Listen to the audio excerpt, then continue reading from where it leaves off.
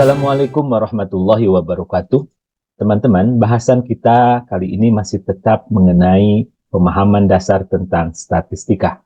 Statistika sebagai ilmu pengetahuan paling tidak terbagi menjadi dua bagian besar. Nanti ada yang dikenal dengan istilah statistika induktif dan ada statistika deduktif. Mari kita diskusikan bersama-sama dan mudah-mudahan nanti teman-teman setelah diskusi ataupun menyaksikan video ini, teman-teman dapat memahami apa yang menjadi perbedaan antara statistika deduktif dan statistika induktif. Kami persilahkan kepada yang mau bertanya, barangkali ada pertanyaan yang akan disampaikan. Saya ingin memahami lebih jauh tentang perbedaan statistik deskriptif dan statistika induktif yang menjadi bagian dari ilmu statistika yang saat ini semakin terasa kepentingannya. Apa sebenarnya yang membedakan kedua jenis statistika itu? Teman-teman, yang menjadi patokan untuk memudahkan pemahaman kita tentang pembedaan statistika deduktif dan statistika induktif ini adalah paling tidak saya mencatat dua hal. Yang pertama adalah untuk kedalaman analisis yang dilakukan, statistika induktif itu lebih dalam ataupun lebih luas di dalam proses analisis yang dilakukannya dibandingkan dengan statistika deskriptif.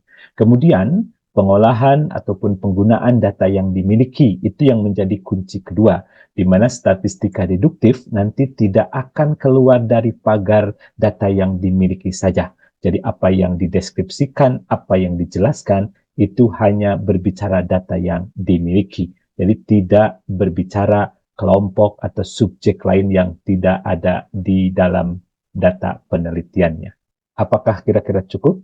Kalau cukup, silahkan. Barangkali ada pertanyaan lanjutannya.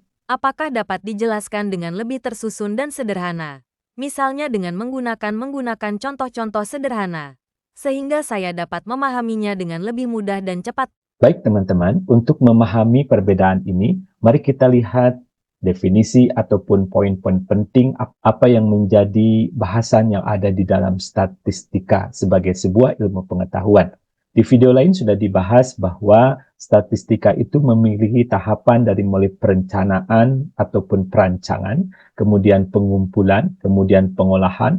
Pengolahan ini diikuti biasanya dengan penyajian data, baik dalam bentuk numerik ataupun dalam non-numerik ataupun seperti grafik, tabel, dan sebagainya. Tahapan lain di dalam statistika itu adalah penganalisisan, kemudian kita lakukan interpretasi, dan terakhir adalah penarikan kesimpulan. Ini yang akan menjadi patokan kita. Dan teman-teman, kalau saya buat lebih sederhana lagi, kalau saya bagi dari mulai perancangan ataupun sampai nanti pengolahan, dan ini menjadi yang kita sebut sebagai statistika deskriptif, di mana statistika deskriptif ini hanya sebatas menyajikan ataupun mendeskripsikan data yang dimiliki ataupun kita hanya menarik kesimpulan dalam cakupan kelompok data yang menjadi sampel saja. Tidak keluar dari batasan ataupun dari konteks sampel yang kita miliki. Sebaliknya, untuk tahapan analisis, kemudian interpretasi, kemudian penarikan kesimpulan, biasanya ini sudah lebih jauh, teman-teman sekalian. Nah, ini kita sebut sebagai area statistika induktif, di mana nanti kita akan melakukan analisis dengan menarik kesimpulan untuk cakupan kelompok yang lebih luas daripada data yang kita miliki. Jadi data yang kita miliki itu hanya sampel atau terbatas, tetapi nanti kesimpulannya atau penerapannya kita akan lakukan di kelompok atau cakupan yang lebih luas. Teman-teman, istilah statistika deskriptif dan statistika induktif juga memiliki ataupun terkadang menggunakan istilah lain. Untuk statistika deskriptif, ada juga yang menyebutnya sebagai exploratory data analysis. Jadi ini bersifat eksplorasi, jadi menggali ataupun menjelaskan ataupun melukiskan data yang kita miliki. Di dalam exploratory data analysis ini, atau disebut juga sebagai EDA, ini adalah merupakan alat bantu untuk mengetahui sifat dan distribusi data yang dimiliki oleh kita.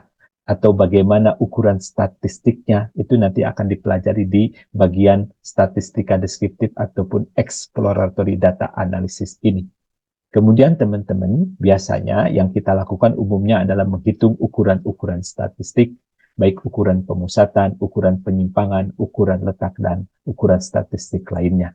Yang kedua, kita juga bisa memvisualisasikan data melalui diagram ataupun grafik ataupun tabel.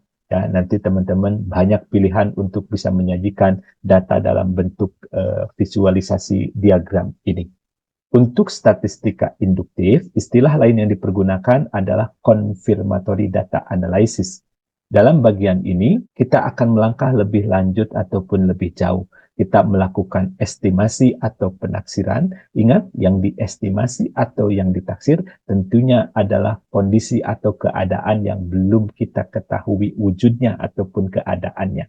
Berbeda dengan tadi exploratory data analysis, yang kita lakukan di sini adalah data yang sudah kita miliki.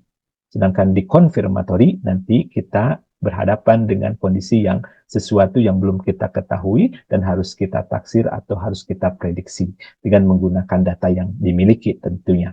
Juga kita bisa melakukan nanti pengujian hipotesis. Kalau ada dugaan tentang suatu parameter, nah kemudian kalau Bapak Ibu kalau kemudian teman-teman ingin meyakinkan dugaan ini benar atau salah, maka teman-teman dengan menggunakan data empiris yang ada, teman-teman bisa membuktikan apakah dugaan atau hipotesis yang dimiliki itu benar atau tidaknya. Sebagai contoh teman-teman, kita lihat ya, kalau misalnya kita berhadapan dengan kondisi ataupun sebuah penelitian yang tidak memungkinkan kita harus mengambil data dari seluruh anggota ataupun unit atau elemen populasi yang berjumlah 46.025 dan dengan menggunakan teknik sampling kita mengambil sampel mahasiswa sebanyak 275 saja.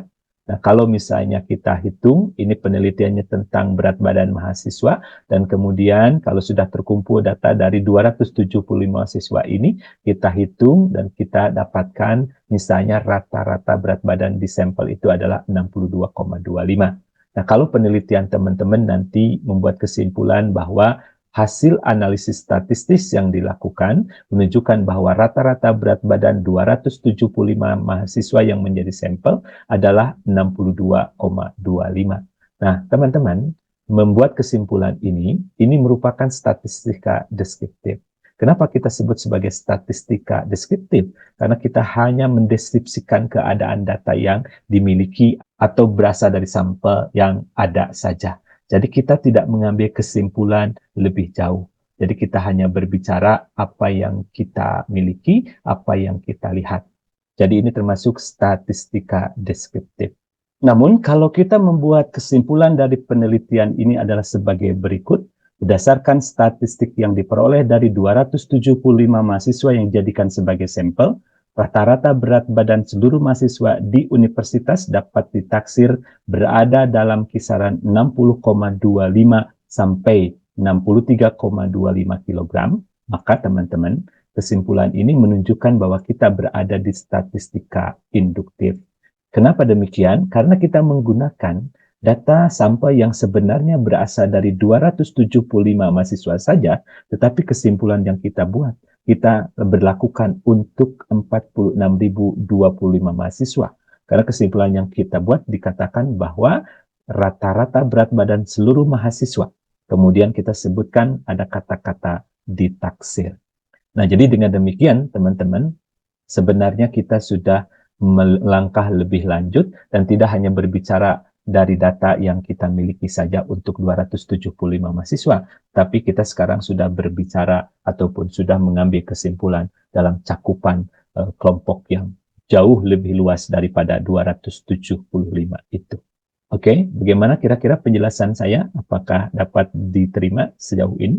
Hingga saat ini sepertinya saya rasa cukup. Saya harus memperdalam lagi melalui pembelajaran secara mandiri lagi. Sebagai modal awal, apa yang sudah dipaparkan rasanya sudah lebih dari cukup. Baik, kalau gitu untuk bahasan bagaimana kita memahami perbedaan antara statistika induktif dan statistika deskriptif, kita cukupkan sampai di sini. Mudah-mudahan ini akan menjadi ilmu yang bermanfaat bagi kita semua, menjadi ilmu yang barokah sehingga kita akan semakin meningkat pemahaman dan juga meningkat nanti pemanfaatannya di dalam kehidupan kita sehari-hari. Silahkan untuk terus saling berbagi dan menyebarkan ilmu yang baik ini kepada siapapun yang memerlukan. Terima kasih banyak atas perhatian teman-teman. Wassalamualaikum warahmatullahi wabarakatuh.